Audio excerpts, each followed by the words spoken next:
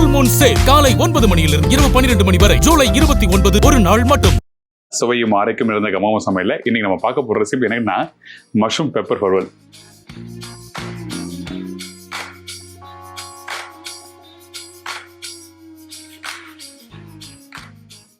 இந்த mushroom pepper வறுவல் பார்த்தீங்கன்னா நீங்க ரெகுலரா பண்ற பக்கம் இது இல்லவே இல்லை. முக்கியமா வந்து பார்த்தீங்கன்னா இதுல வெங்காயம் போட்டிருப்பீங்க, தேங்காய் பேஸ்ட் போட்டிருப்பீங்க, இல்லை வேற என்ன முந்திரி பேஸ்ட் போட்டிருப்பீங்க, ஒரு தொக்குமா தருவீங்க. ஆனால் எனக்கு அந்த கான்செப்ட் இல்லை.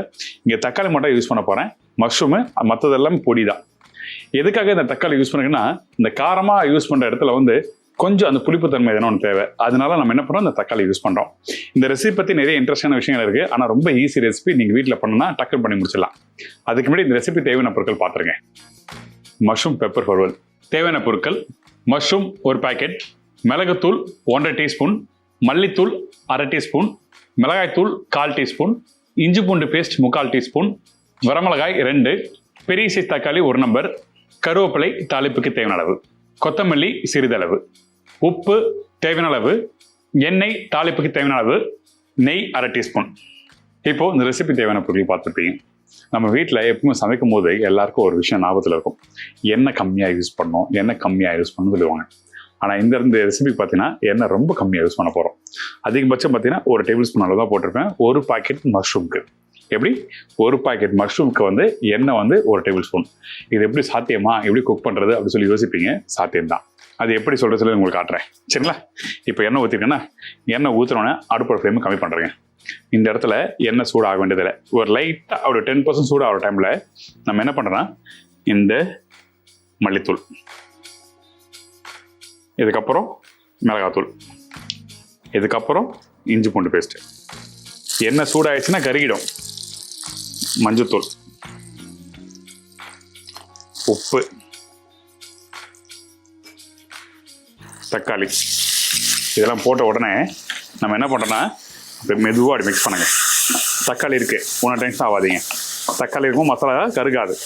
அதனால நம்ம என்ன பண்ணுறோம், இது எல்லாத்தையும் ஒன்றா போட்டு அப்படியே மிக்ஸ் பண்ணுறோம்.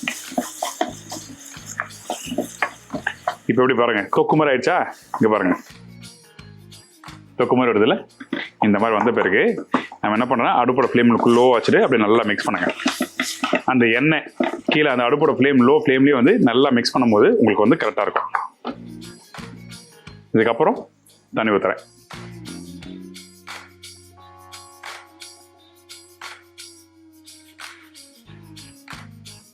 இப்படி போட்டு நல்லா மிக்ஸ் பண்ண வைங்க. ஒரு கொதி வரட்டும். அந்த கொதி வரதுக்கு முன்னாடி நம்ம என்ன பண்ணோம்னா இந்த பச்சை கருவேப்பிலையை சேர்க்குறேன். இந்த இடத்துல நீங்கள் ஒன்று கவனிக்கணும். நான் வந்து மிளகாத்தூள் போட்டிருப்பேன், மஞ்சள் தூள் போட்டிருப்பேன், தனியாத்தூள் போட்டிருப்பேன். ஆனால் இந்த மிளகுத்தூள் மட்டும் யூஸ் பண்ணவில்லை. அதாவது பிளாக் பெப்பர் பவுடர் கடைசியாக யூஸ் பண்ண போகிறோம். இப்போ போட்டிங்கன்னு வச்சுங்க, அது வந்து ஒன்றோட ஒன்று சேர்ந்து உங்களுக்கு வந்து அந்த பக்கம் மாற ஆரம்பிச்சிடும். எனக்கு லைட்டாக கசப்பு வந்துடும். அது கடைசியாக போட்டால் தான் அந்த மிளகோட காரத்துக்கு சாப்பிட்றது நல்லாயிருக்கும். அதான் விஷயம், ஞாபகத்தில் வச்சுங்க. இப்போ இது மாதிரி நல்லா கொதிச்சு வருதா? இந்த பாருங்க, இந்த இடத்துல நம்ம என்ன பண்ணுறோன்னா இந்த தலைவரை இறக்குறோம். கட் பண்ணி வச்சிருக்கேன் அந்த மஷ்ரூமை இதில் போடுறேன். இன்னும் கூட லைட்டாக உப்பு போடலாம் தேவையானளவுக்கு. கொஞ்சம் நல்ல காரமாகவே இருக்கும், ட்ரை பண்ணி பாருங்கள். இதுக்கப்புறம் கொஞ்சம் கொத்தமல்லி இதெல்லாம் போட்ட பிறகு இதை ஃபஸ்ட்டு பரட்டுறோம்.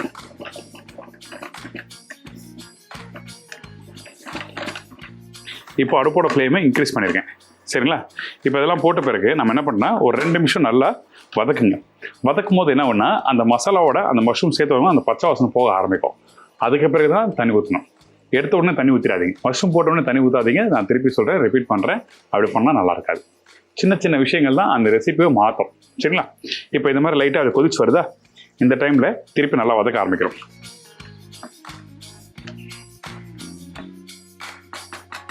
இப்போ நம்ம என்ன பண்ணுறோம், கொஞ்சமாக அப்படி கொதிச்சு வர டைமில் கொஞ்சமாக தண்ணி யூஸ் பண்ணுறேன். ஓகே, யூஸ் பண்ணிட்டு இதுக்கப்புறம் இந்த மஷ்ரூம் அப்படியே வேகட்டும். வெந்த பிறகு தான் கடைசியாக வந்து நெய்யும் மிளகுத்தூளும் யூஸ் பண்ண போகிறேன். அது எந்த ஸ்டேஜ்னு சொல்லி உங்களுக்கு அப்புறமா காமிக்கிறேன். நல்லா வேகட்டும். ஒரு 90% வெந்த பிறகு தான் அடுத்த ஸ்டேஜ், சரிங்களா? பாருங்கள், அந்த தண்ணியில் ஊற்றணும்ல, அதெல்லாம் ஊற்றின பிறகு நல்லா வெந்து அந்த மசாலா ட்ரை ஆகிற பக்கம் வந்துச்சு. இந்த மாதிரி லைட்டாக வெந்து வர டைமில் நம்ம என்ன பண்ணுறோன்னா இந்த மிளகுத்தூளை நம்ம சேர்க்குறோம். அந்த மிளகுத்தூள் மேலேயே நெய் போடுங்க. இந்த நெய் அப்படி போட்ட உடனே நம்ம நல்லா மிக்ஸ் பண்ணுறோம். இப்போ இதெல்லாம் போட்ட பிறகு தேவையான அளவுக்கு கொத்தமல்லி கொஞ்சம் போடுறோம். நல்லா மிக்ஸ் பண்ணி அடுப்பு ஆஃப் பண்ணி எடுக்க வேண்டியதான். எப்பவுமே வந்து மஷ்ரூம் வச்சு காரசாரமாக பண்ணியிருப்பீங்க. ஆனால் இந்த மெத்தடில் இந்த மாதிரி ஈஸியாக யார் வீட்டில் ட்ரை பண்ணிக்க மாட்டீங்க. ட்ரை பண்ணி பாருங்கள்.